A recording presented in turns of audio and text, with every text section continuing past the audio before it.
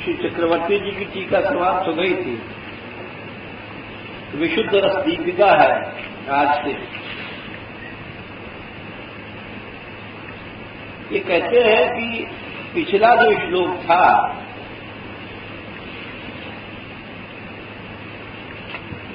पूर्वाभ्यस्ताकस्थेन एताः सख्याभिमानिन्यः, पहला जो पिछला श्लोक था जिसमें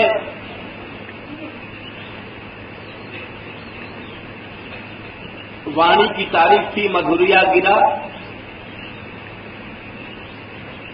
उससे इस श्लोक में विशेषता है सख्याभिमानियां, जिनमें सख्य प्रधान है। ये समझना चाहिए कि देखो 5 भाव होते हैं। शांत भाव पहला है, उससे ऊपर दास्य भाव है, सख्य भाव है, फिर वात्सल्य भाव है, फिर श्रृंगार।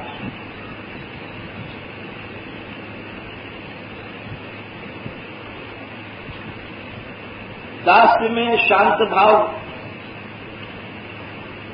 उसके भीतर आ जाता है, सख्य में दास्य शांत उसके भीतर आ जाता है, वात्सल्य में ये तीनों आ जाते हैं भीतर, और श्रृंगार में चारों, सबसे अंगी श्रृंगार। यानी घर में जो नारी का रूप है उसमें सभी भाव हैं, श्रृंगार रस में। नारी एक महान शक्ति मानी गई है हमारे यहां। जो भारतीय संस्कृति को नहीं जानते हैं लोग, जो बिल्कुल मूर्ख हैं, जिनका कहना चाहिए, ऐसे भी संसार में इस समय लोग हैं, और हमारे हिंदुओं में ज्यादा। वे कहते हैं कि हिंदू धर्म में स्त्री को कुचला गया, यानी स्त्री को परतंत्र किया गया, घूंघट में बंद किया गया, पिंजड़े में बंद किया गया और निंदा की गई। ढोल गमार सूत्र पशुनारी, ये सब ताड़न के सकल ताड़ना के अधिकारी, ऐसी बातों को उठा करके हिंदू लोग ही बुराई करते हैं। वो ये भूल जाते हैं कि हमारे यहाँ, अरे और धर्मों में तो स्त्री को खिलौना बनाया गया, रंगी नचाया गया, स्वतंत्रता दिया गया। हमारे यहाँ नारी को भगवान बना दिया गया। भगवती की उपासना करो, नारी ब्रह्म है, देवी ब्रह्म है। घर घर चंडी पूजा, दुर्गा सप्तशती, सब महिष मर्दनी, इतना विशाल संबंध है। नारी ब्रह्म है, नारी देवी है, नारी भगवती है, नारी मां है। ये सब बातें नहीं जानते हैं और बुराई करने लग जाते हैं। इनको हम गद्दार हिंदू कहते हैं। अपनी बात को न जान करके ही अपनी बुराई करना, और ऐसे लोगों को गद्दार कहा जाता है, चाहे वो कोई हो, पढ़ा लिखा हो, बेपढ़ा लिखा हो।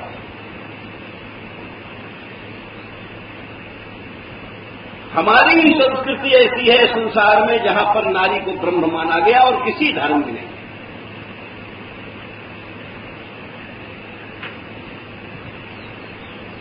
यहां ही ये माना गया कि समस्त देवताओं के भीतर वही एक शक्ति रूपिणी है। या देवी सर्वभूतेषु क्षमा रूपेण संस्थिता, नमस्तस्यै नमस्तस्यै नमस्तस्यै नमो नमः। इतना आदर संसार में नारी को कहीं नहीं मिला जो हमारे यहां मिला है। लेकिन भाई एक बात ये है, क्षमा पृथ्वी का गुण है, गुण रूप से स्थित। पृथ्वी को लेके कहा गया है नहीं, जो क्षमा, जिनके अंदर क्षमा है, वो भगवती ही क्षमा करती है। मनुष्य नहीं क्षमा कर सकता किसी को, वो तो माता ही क्षमा करती है। संसार में कौन किसको क्षमा करता है? सबका गुस्सा नाक के नोक पर रखा रहता है। ये तो भगवान ही, भगवती ही क्षमा करती, दैवी संपत्तियां जिसको कहते हैं। इसीलिए हाँ, हम ये कह रहे थे कि लोग कहते हैं काबुल में घोड़े बहुत अच्छे होते हैं, काबुली घोड़े। तो उनसे पूछा जाए क्या काबुल में गधे नहीं होते हैं? अरे घोड़े वहां के अच्छे हैं तो कि घोड़े भी तो होते होंगे, लेकिन गधे भी तो होते होंगे, गधे भी होते हैं। तो उन गधों को भी क्या घोड़ा मान करके पूजा जाएगा क्या? अरे सृष्टि अलग अलग है, तो नारी ब्रह्म है, नारी देवी है, नारी भगवती है। लेकिन जब नारी अत्यधिक नीच बन जाती है तो उसको क्या किया जाएगा? उसको तो कहा जाएगा शकल ताड़ना की अधिकारी। इसमें कौन सा न्याय कर दिया?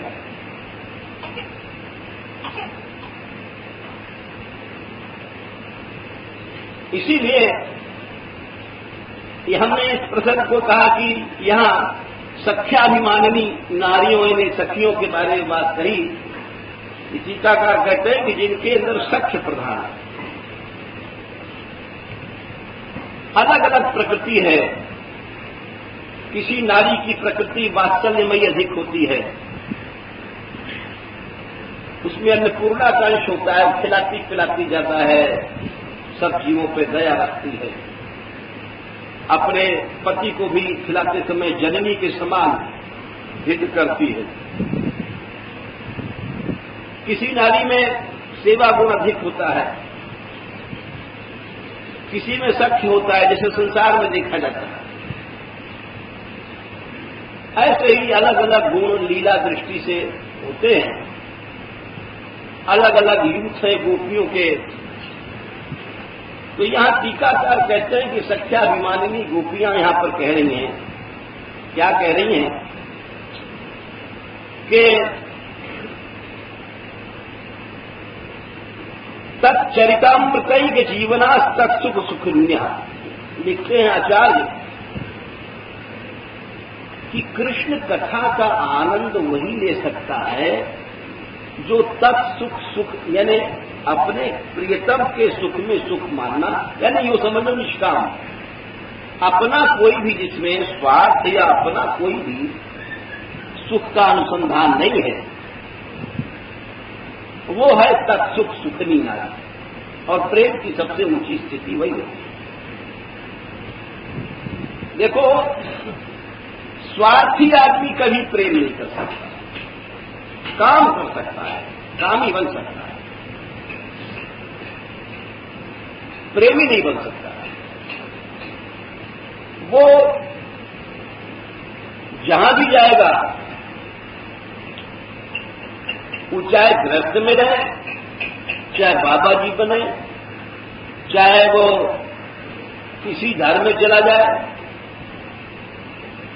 वो हमेशा अपने स्वार्थ की सोचता है। एक प्रकृति होती है। और वो प्रेमी नहीं हो सकता। प्रेमी तो वही होता है जिसके भीतर सदा तक सुख सुखिता होती है, वही संसार में कुछ कार्य भी करता है, और बाकी तो स्वार्थी व्यक्ति जहां भी जाता है वो उसकी वृत्ति वैसी रहती, बणिक वृत्ति। प्रहलाद जी ने इसको बणिक वृत्ति कहा है, नरसिंह भगवान से। सवई बणिक यस आशीष आकाश से न स भृत्या सवई बणिक। बणिक क्यों कहा है? बणिक माने बनिया, बनिया माने यो समझिए कि एक बार नारद जी आए, दृष्टांत है, बड़ा वैकुंठ की महिमा बखान किया लोगों से, भगवत धाम है और अनंत लोकों के ऊपर इस माया के अनंत ब्रह्मांडों के उस पार, बिरजा नदी के उस पार भगवत धाम है। यद्यपि आज का नास्तिक मनुष्य ये सब मानता नहीं है, क्योंकि एक कुआ के मेढक कुआ के बाहर समझ ही नहीं सकता। ये अनंत ब्रह्मांड ही हम लोग नहीं समझ सकते। अरे जब ये लोग दिखाई पड़ रहे हैं सामने, तो इन लोगों का अंत भी कहीं होगा। लोगों के अंत के बाद कोई अपराकृत धाम शुरू हो जाता है। इसमें कौन सी समझने की बात है, या कौन सी असंभव बात कही जा रही है? आंखों से देख रहे हैं हम, प्रत्यक्ष दिखाई पड़ रहा है, अनेक लोक का अंतर है, और फिर भी मनुष्य को विश्वास नहीं होता। क्यों? कि वो बुद्धि उसकी ऐसी हो गई है नास्तिक की, काली तमोगुण के कारण, कि वो आस्था नहीं है। तो नारद जी ने वैकुंठ की बहुत सी बातें बताई। अंत में एक बनिया बैठा सत्संग सुन रहा नारद जी का। जब सब लोग चले गए, वो बैठे ही रहा। तो बोले भाई तू कैसे? बोले महाराज हमें प्रश्न करना है। नारद जी ने कहा बड़ा भगत आदमी है। बोले भाई हाँ महाराज मैं प्रश्न के लिए बैठा हूं। जब सब चले गए, बोले भाई तेरा क्या सवाल है? बोले महाराज आपने धाम की महिमा बहुत वर्णन किया है। हाँ हमने किया है। समझ गए कोई गंभीर प्रश्न है, पूछ रहा है कैसे धाम में जाना चाहिए, कैसे वहां हम क्या सत्कर्म करें। तो नारद जी ने कहा कि बोल प्रश्न क्या है? बोले महाराज बहुत महिमा आपने कही, मां मरना नहीं और जीना नहीं और नित्य भूख नहीं, प्यास नहीं, शोक मोह षडूर्मिया नहीं है, ये सब तो सुना, लेकिन आपने एक बात नहीं बताया।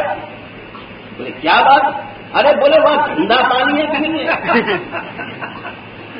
ये तो आप बताना ही भूल गए। तो नारद जी हंस गए। बोले भाई हमारे भी भूल है, हमने तेरे को कथा सुनाई। तो स्वार्थी आदमी जहां भी जाएगा वहां केवल स्वार्थ देखता है। इसीलिए तत्सुख सुखिन्या वाली बात तो आजकल गप हो गई है। ऐसी प्रकृति नहीं रही लोगों की। अपने ही सुख में, अपने ही स्वार्थ में हर आदमी ऐसा सीमित हो गया है कि बाप बाप नहीं रहा, मां मां नहीं रही, भाई भाई नहीं रहा, स्त्री स्त्री नहीं रही, पति पति नहीं रहा। सब संसार एक स्वार्थमय चक्र बन गया है। ये ऐसी नीच प्रकृति हो गई है। केवल जो तत्सुख सुखनी वाली बात है कथाओं में सुनी जाती है, प्रकृति वो नहीं रही। प्रकृति इतनी नीची हो चुकी है। उच्च प्रकृति के लोग तो कोई कोई होते हैं और जन्मजात होते हैं। जैसे रामकृष्ण परमहंस के बाद में जब विवेकानंद जी विदेश जाने लग गए पहली बार, तो उस समय शारदा मां थी, उनकी स्त्री का नाम था शारदा। गए कि मां की आज्ञा लेने, बड़ी छोटी थी उम्र में, अपना साग वाग काट रही चक्कू से, और बैठ गए। तो पूछा शारदा मां ने कि कैसे आए? तो बोले मां मैं विदेश जा रहा हूं और वहां तेरी आज्ञा लेने आया हूं। तो वो बोले अच्छा ये चक्कू तो उठाना। तो चक्कू उन्होंने उठा कर दिया, धार की तरफ से पकड़ के बेटा उनको पकड़ा दिया, यानी लकड़ी वाला हिस्सा मां को, वो उसको लेके काटने लग गई। बोली कुछ नहीं, या कुछ नहीं बोली। तो कुछ देर तक बैठे रहे। फिर उनको कहना पड़ा मां तूने मेरी बात का जवाब नहीं दिया। कि मैं जाऊं कि न जाऊं, तो हंस गई। तो साधारण स्त्री नहीं थी, ये सब अंश थे, भगवती अंश होते हैं।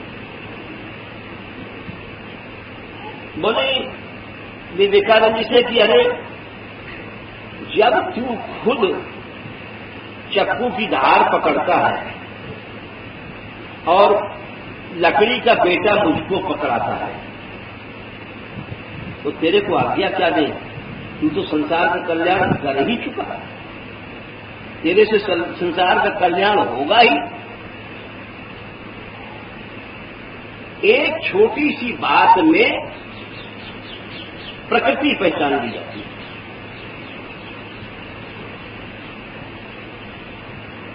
जब चावल बनाने वाली स्त्री बटुलोई में एक चावल देखती है, एक चावल लेकर के उसको मसल लिया, बोले हाँ चावल सिद्ध हो गया, अब सब चावल देखने की जरूरत नहीं है। वैसे ही मनुष्य की प्रकृति देखी जाती है, जिसकी सुंदर प्रकृति होती है वो एक छोटी सी क्रिया से देख जाता है। वो स्वयं कष्ट सहता है, दूसरे को जहां भी जाएगा। हमें अभी 2-3 साल पहले की बात है, एक व्यक्ति यहां आया था और शायद एक आध दिन यहां पास में रुका भी था। एक ब्रजवासी घर में, तो महेश घर में शायद रुका था, अजीब आदमी था। तो हमने उससे पूछा तुम कौन हो? बोले मैं यहां रुका हूं एक ब्रजवासी घर में। क्यों? बोले हम भिक्षा नहीं मांगते, हम जहां जाते हैं कुछ काम कर देते हैं। तो ऐसा नहीं हो सकता है कि हम जहां रुके कोई काम कर रहा हो और हम चुप बैठे हैं। वो बेचारा चला गया, लेकिन इतने से ही, इतनी बात से ही वो जन्म भर के लिए हमारे दिमाग में उसका नाम लिख गया कि उत्तम प्रकृति का है। और जो निकृष्ट प्रकृति को होगा, वो सामने कोई बूढ़ा भी है, बेचारा हाथ नहीं उठ रहा है या दम निकल रहे हैं, देख रहा है, सहायता ही नहीं देगा। वो हृदय में उसके नहीं आएगी किसी को सहायता दे या कुछ कार्य करे या कुछ हम भी। तो ये नीच प्रकृति के लोग होते हैं, आलस्य के कारण या अपने बड़प्पन के कारण। 4 आदमी काम कर रहे हैं, हम सोचते हैं कि हम नहीं करें, हम पढ़े लिखे ज्यादा हैं, हम पैसे वाले हैं, या हम लंबरदार हैं, या हम ऑफिसर हैं। ये सब नीच प्रकृति के लोग होते हैं। तो ये इन बेड़ियों में जकड़े रहते हैं,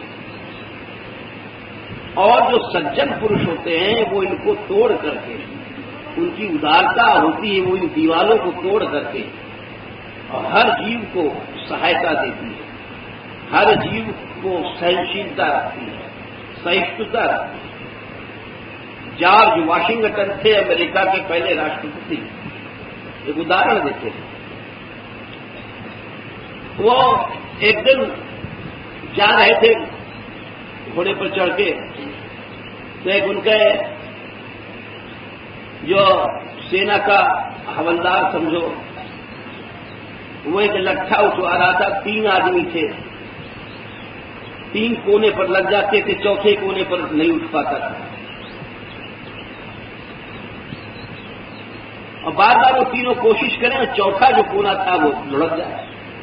हवलदार साहब ऑर्डर दें, उठाओ उठाओ।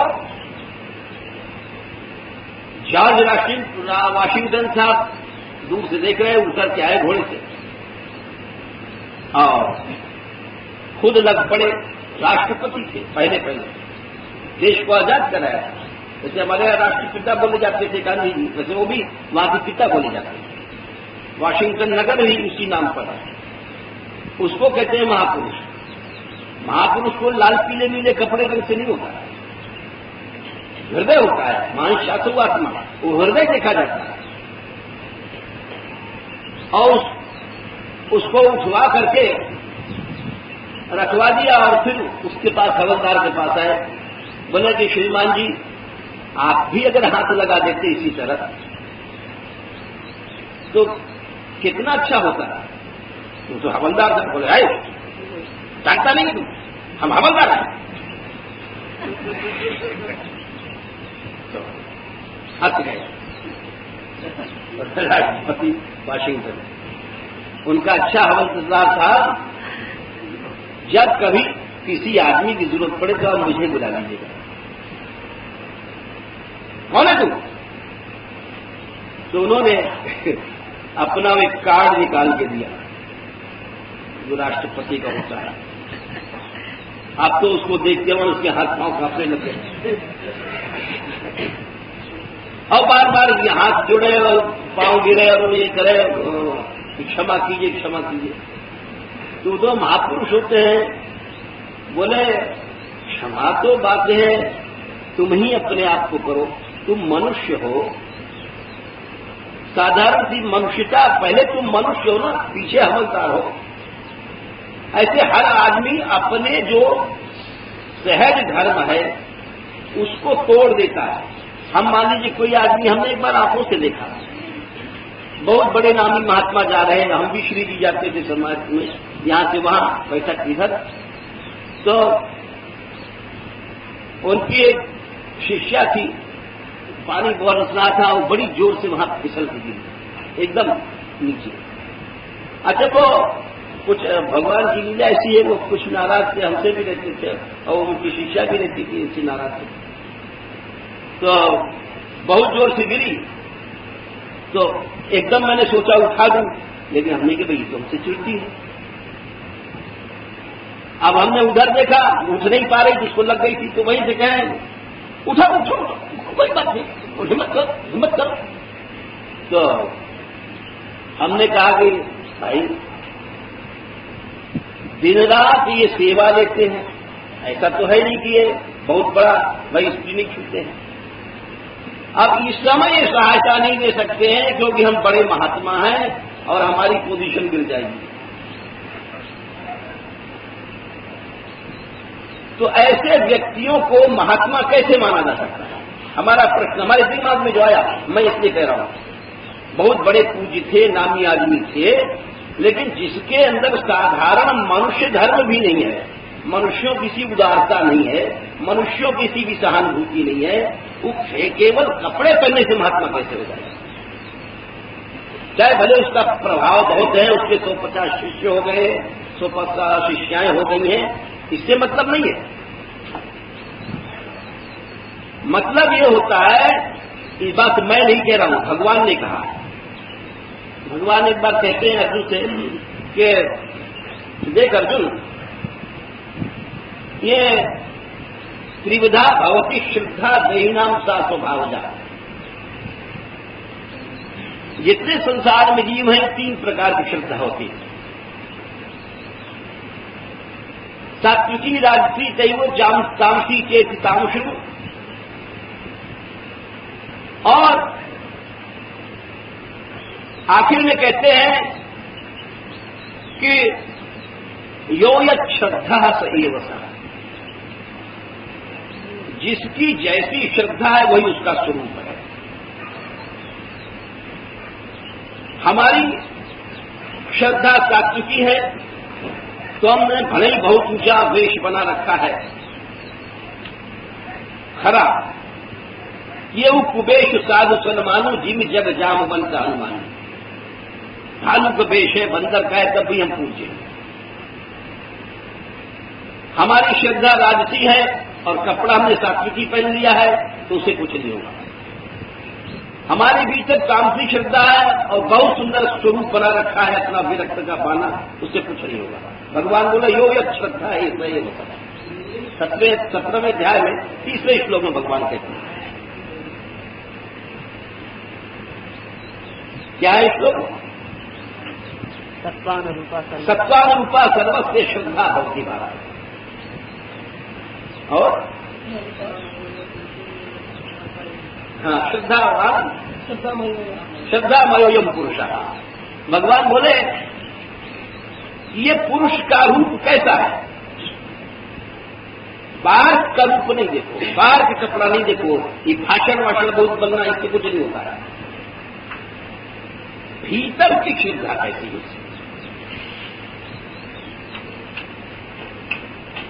श्रद्धामयोयम पुरुष सत्वानुरूपा अंतःकरण के हिसाब से श्रद्धा हो, बाहर के कपड़े के हिसाब से श्रद्धा नहीं है। हमने बाहर का चेहरा बना लिया, मुड़मुड़ा लिया या दाढ़ी बढ़ा लिया या कुछ कर लिया, इससे कोई मतलब नहीं है। उससे हमारी श्रद्धा का कोई संबंध नहीं है। ऊंची ऊंची बात बनाने लग गए, पढ़ लिख गए, विद्या पढ़ गए, भाषण देने लग गए, इसका कुछ नहीं है। भीतर का अंतःकरण कैसा है तुम्हारा? सत्वानुरूपा सर्वस्य श्रद्धा भवति भारत। और श्रद्धा वयोयम पुरुष योयत श्रद्धा से तुम्हारे में तुम इतने बड़े कैसे बन गए कि साधारण मनुष्यों का सा धर्म तुम्हारे में नहीं रहा। एक कोई व्यक्ति है, रास्ते चल रहे हो, गिर पड़ा है, तुम उसको सहायता नहीं दे सकते हो, कहते हो इतने बड़े पढ़े लिखे हैं। अरे उस पढ़ाई लिखाई में धिक्कार है जिसने तुमको पशु बना दिया। तुम उसको नामदेव जी के जीवन में आता है कि एक नाथ चौधरी के जीवन में उस समय भारतवर्ष में जाति प्रथा बड़ी कठोर थी और अंत्यल चांडाल आदि को स्पर्श भी लोग नहीं करते थे, छूते भी नहीं। तो एक दिन वो जा रहे थे नदी किनारे, रास्ते में एक बस्ती पड़ी, चांडालों की बस्ती थी। देखो ये महापुरुषों की बात है, जिनका सच में हृदय महापुरुष होता है, जिनका आज तक नाम गाया जाता है। तो एक गरीब भिखारी जो थी नीच जाति की, वो पानी भरने जा रही थी। उसको पता नहीं पड़ा, उसका बच्चा पीछे से रोता रोता होता है, जब मां जाती तो बच्चे पीछे से भागा करते हैं, और उसको पता नहीं पड़ा, काफी आगे थी, रेत जल रही थी एकदम जैसे कोई भाड़ में चरा पूछते हैं। और वो बच्चा बिलखता रोता पीछे से भाग रहा था, उस मां को काफी आगे सुन नहीं रही थी। आखिर में हुआ क्या, गरम रेत, और वो एकदम गिर पड़ा वहीं बच्चा उस जलती रेत में, और रोया, रो तो रहा ही था, एकदम बेहोश होने लगा कि जिसे मर ही जाएगा। उधर से निकल रहे थे कुछ और थे लोग, नगर के अच्छे धनी मानी समझो इज्जत वाले, वो दूर से देख रहे थे, लेकिन किसी कौन छूता है। ये पहुंच करके उन्होंने उस बच्चे को उठाया, गोद में लगाया, उसको चुप कराया, और वो सब लोग हंसने लग गए। ये एकनाथ, देखो एकनाथ को बड़ा भक्त बनता है और उसको छूना भी नहीं चाहिए, उसके लड़के को बड़ा चिपका रहा है, भ्रष्ट हो गया, इसकी बुद्धि भ्रष्ट हो गई। जब तक वो स्त्री नहीं आई, जब आई तो उसको दे करके, अब इनके ऊपर बड़ा कलंक लगा, ये भक्तमान की कथा है, वैसे नहीं है कि वो मनगढ़ंत है। उस निंदा की परवाह नहीं किया, उसका नाम है महापुरुष। जो अपने धर्म को नहीं छोड़ता है, जो अपने धर्म को बाहरी आडंबरों से छोड़ देता है। हम पढ़े लिखे हैं, हम पैसे वाले हैं, हम नंबरदार हैं, हम ऑफिसर हैं, इस छोटे काम को कैसे करें? तो वो नर नहीं है, नर पशु, उसको नर नहीं समझना चाहिए। वो कोई भी है, ब्राह्मण है, क्षत्रिय है, साधु है, पशु है, जिसके अंदर साधारण मनुष्य धर्म भी नहीं रहा। ये निश्चित बात है, इसमें कोई भय की बात नहीं है, क्योंकि ये मैं नहीं कह रहा हूं, ये तो सत्वानुरूपा सर्वस्व शब्द भगवान की वाणी है। तुम्हारी श्रद्धा तामसी है तो तुम कोई भी हो, ग्रस्त हो, विरक्त हो, पढ़े हो, लिखे हो, ब्राह्मण और शुद्ध हो, तुम उच्च नहीं हो सकते। इसीलिए हर व्यक्ति की अलग अलग भावनाएं होती हैं, अलग अलग प्रकृति होती है, अलग अलग स्वभाव होते हैं। उसी तरह से नायिकाओं के अलग अलग स्वभाव होते हैं, ये निश्चित समझना चाहिए। क्योंकि जो आचार्य लोग लिखते हैं ये एक केवल पढ़ी लिखी बातें नहीं, अनुभूत की बातें हैं। कुछ नायिका जिनमें सक्ष प्रधान भी होता है, कुछ नायिकाओं में वात्सल्य प्रधान होता है, कुछ नायिकाओं में दास्याभिमान प्रधान होता है, क्योंकि वो श्रृंगार सबका अंगी है। अंगी होते हुए भी अलग अलग प्रकृति की नायिकाएं होती हैं। तो ये आचार्य बोले कि सख्याभिमानिन्यस तच्चरितामृतैक जीवनास तत्सुख सुखन्य इति स्वाभिप्रायम एवा वदयन्ति। जो सख्य की अभिमान वाली गोपिका थी और जिनमें तत्सुख सुखिता प्रधान था, यानी अपने सुख की भावना नहीं थी, एकमात्र कृष्ण सुख की भावना। इस बात पर हमने बताया कि तत्सुख सुखिता की प्रकृति वो गोपियों की थी, हर व्यक्ति की नहीं हो सकती है। पढ़ने लिखने से कुछ नहीं होता, ऐसी प्रवृत्ति बन जाए, ऐसी उदार आत्मा, औदार्य गुण आ जाए, हर व्यक्ति के प्रति करुणा आ जाए, हर व्यक्ति के प्रति सहिष्णुता आ जाए, हर व्यक्ति के प्रति सहानुभूति आ जाए, इसे महात्माओं के लक्षण है। वो ग्रस्त में रहकर भी हो सकता है, और हम विरक्त बन करके भी नर पशु बन सकते हैं। इसका एकमात्र श्रद्धा से कमाना है।